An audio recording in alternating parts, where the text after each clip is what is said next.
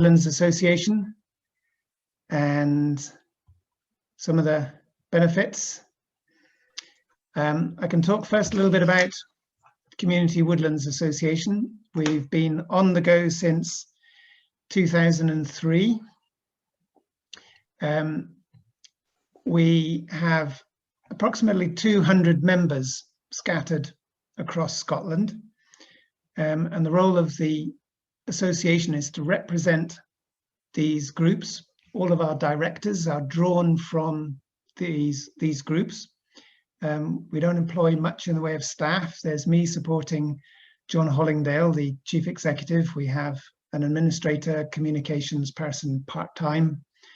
I'm part-time, so maybe 1.2, 1.5 full-time equivalents in terms of staff. My role is to provide a bit of forestry advice to the community woodland groups.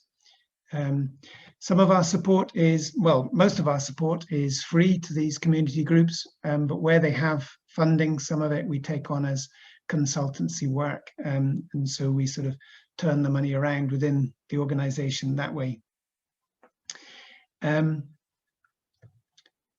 Most of these community woodlands are owner occupied, so the community woodland group owns the land, and in other cases they lease the land from private or government organisations. They vary hugely in style, in size, in objectives.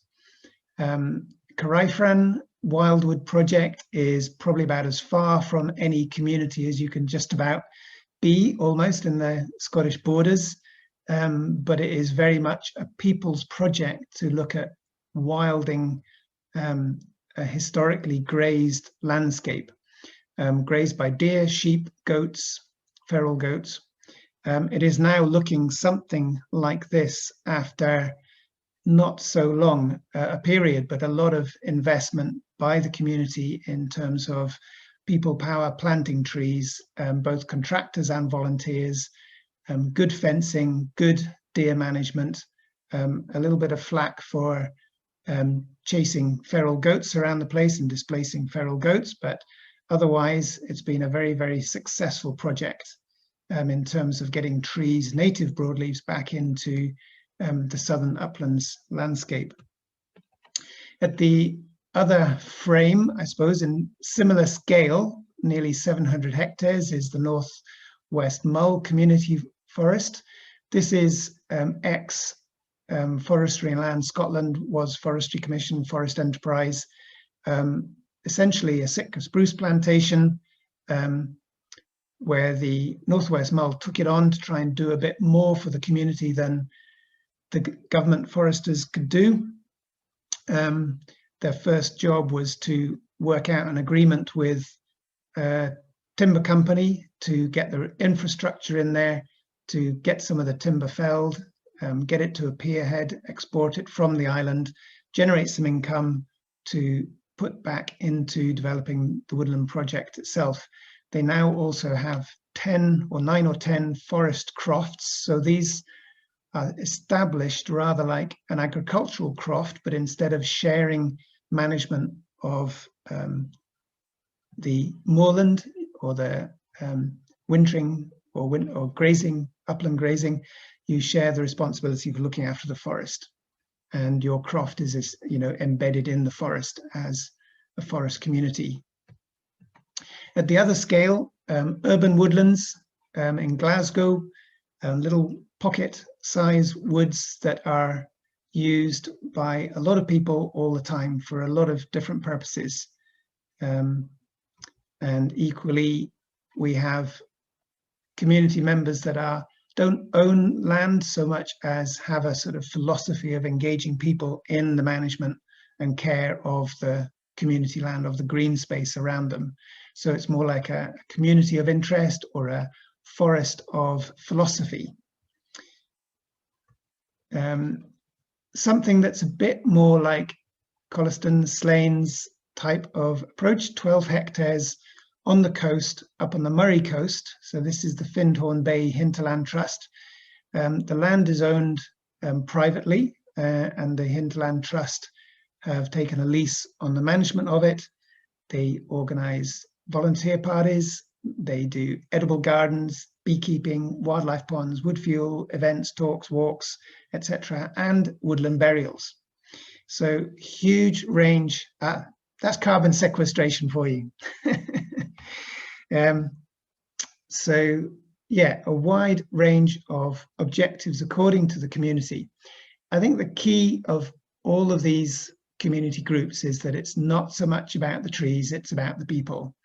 And it's about using the forest to enable people to engage in outdoors, etc.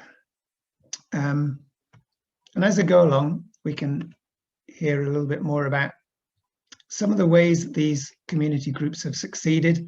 What are the keys to success? Take a long-term perspective. Trees don't grow overnight. You'll find that by and by.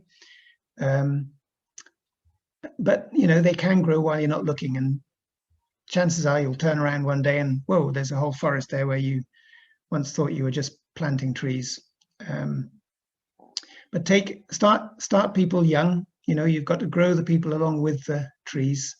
Trees and people take time to cultivate. Try and keep it simple.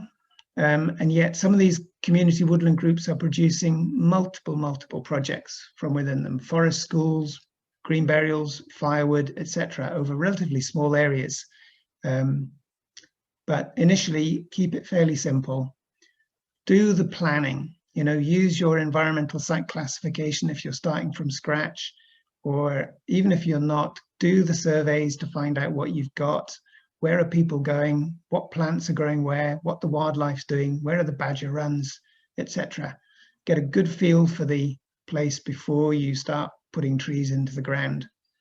Try and get it right first time, because you don't want to be digging up trees to replant them 5 years down the line. Flexibility, innovation, determination. There's, community woodland groups. Every woodland will be a little bit different. Every community will be a little bit different. The opportunities that come your way as part of the community woodland group, you may be dealing with a sitka spruce plantation. You may be trying to convert spruce back to oak or birch. You may be just trying to generate some income to pay for a new radio mast or something, or a TV mast with the community. And education might be very high. Getting access into the woods, access for all, might be a high priority. Innovating in terms of, you could go out and buy all your trees and just stick them in the ground with contract planters, or you could work with a local school to collect seed, to grow them in a nursery, a small nursery, and to plant them, you know, a few hundred each year instead of 1,000 each year or several thousand each year. So show some imagination about time scale, how you best want to engage people in to the woodland so that you get ownership and agency from your community. If they feel connected in all the work that goes on, then they will feel connected for a very much longer time than if you just contract out all of the work. So building community support, take your community to see some existing woodlands. CWA can facilitate that. Talk around things in a woodland environment, learn about vegetation, about transition from arable to forest, how things develop over time, enable people to get a feel for what their objectives need to be and what their expectations might be.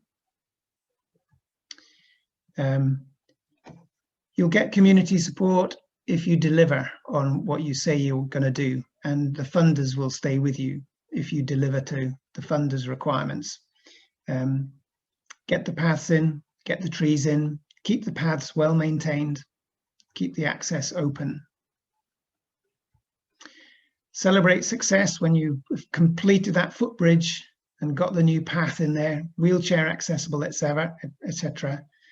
Everybody who's been involved, get them down there, have a wee shindig, get a few photographs for the mementos. But yeah, it's about celebrating people's achievement as much as anything. In planning, communication. And when you're running your community woodland group, it's all about the communication, even if it's just a sign at the gate. But you can do more than that these days. Lots of multimedia opportunities to put stories out there. You may find that you can put a monthly blog out. You may find that your resources are limited and you won't be able to achieve monthly. But you may be able to find people who will give you the support, who can write the stories for you, who can get engaged. If they're not going to be planting trees, they may be supporting you in other ways. And one of the skills is to be able to tell stories about the place and about what's happening. Listen to your community. Try and understand where they're coming from and where people's baselines are. Explain to them what this woodland is going to do. Enthuse with them about the opportunities. Working alongside professionals. So if you are able to employ someone to help take the wood forward, it can have benefits in terms of skill sharing and providing some continuity to the work. Otherwise, you might just be able to rely entirely on volunteer pressure and get the work done through volunteer effort. Some people more able to do the physical work and more inclined to do the physical work.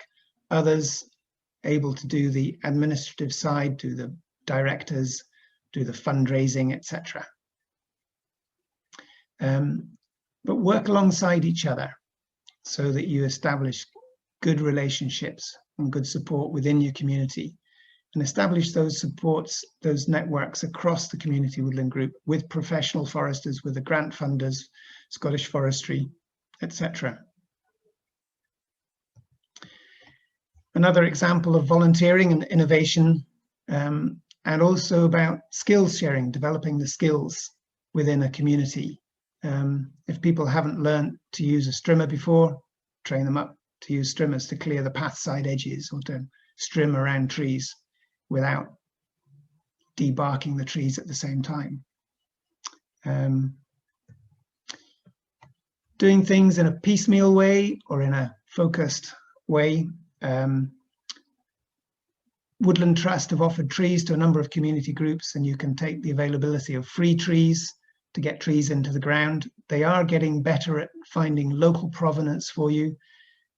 So you might be able to specify trees that come from, that are from seed collected in your area, so that you're maintaining local genetic provenance, etc. Simple way of screefing, planting with spades, putting a tree guard up. It's something that the whole family can get engaged with. Making your own tree guards for orchard trees using old deer net or using tree guard mesh to go around fruit trees to keep the deer off. It is very important to keep herbivores off your nicely newly planted trees, both in terms of deer and rabbits and hares. Using black mesh instead of fencing wire sometimes might reduce the visual impacts, enable you to put up a fairly cheap temporary fence that you can move to a new location once it's served its purpose for 10 years or so. So yeah, in summary about success, where do we get success from? Long-term perspective, flexibility, innovation, community support, delivery, communicating well, integration with staff, integration with professionals, developing your networks, and a supportive policy and funding environment. I haven't spoken much about policy and funding, but it's great that we have such energy from Scottish Government at the moment in community ownership of assets and community management of assets. There's a strong incentive for skills, government priority on health, healthy living, and now carbon sequestration. So a lot, generally the environment is very favorable for community ownership of land and assets. Remember to keep it creative, make it fun for everybody. That would be, that goes a long way in terms of maintaining community support.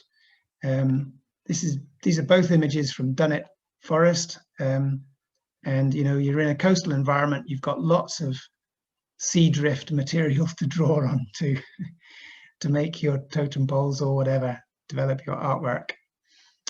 Great. That's all from me for the moment. Be well happy to take any questions.